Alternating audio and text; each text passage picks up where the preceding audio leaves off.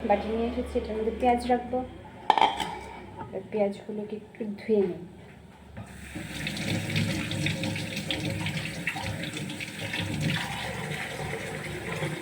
হয়ে গেল, চারটে পেঁয়াজ দিয়েছি।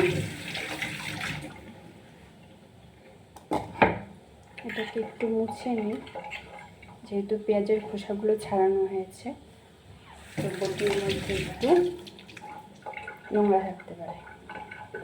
এবার পেঁয়াজ তোমরা ইচ্ছে মতো কাটতে পারো, স্ম্যাশও করতে পারো আর কুচি কুচি করে কাটতেও পারো, যার যেমন ইচ্ছে।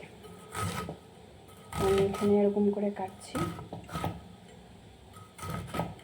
জাস্ট নর্মাল নর্মালভাবে কেটে নিচ্ছি। এটাকে করে কেটে নিয়ে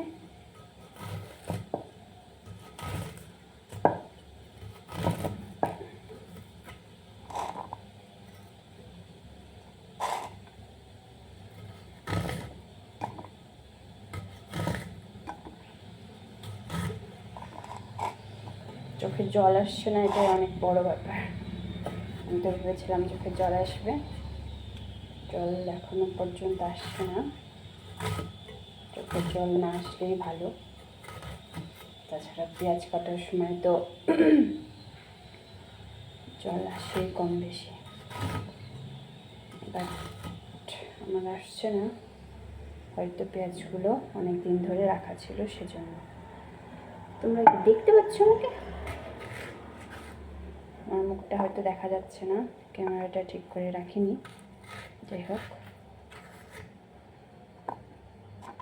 এক সেকেন্ড দিয়ে করে দিই। হ্যাঁ, এবার মোটামুটি দেখা যাচ্ছে।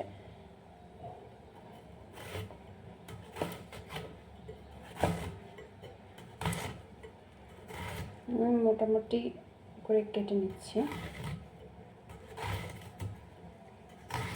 চোখে জল আসেনি।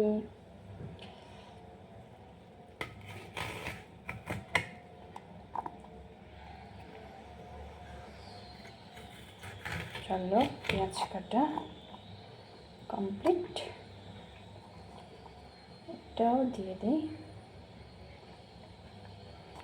ব্যাস, পেঁয়াজগুলো কেটে নিয়েছি। এটা চারটে পেঁয়াজের মধ্যে পড়ে, এটাও দিয়ে দিই।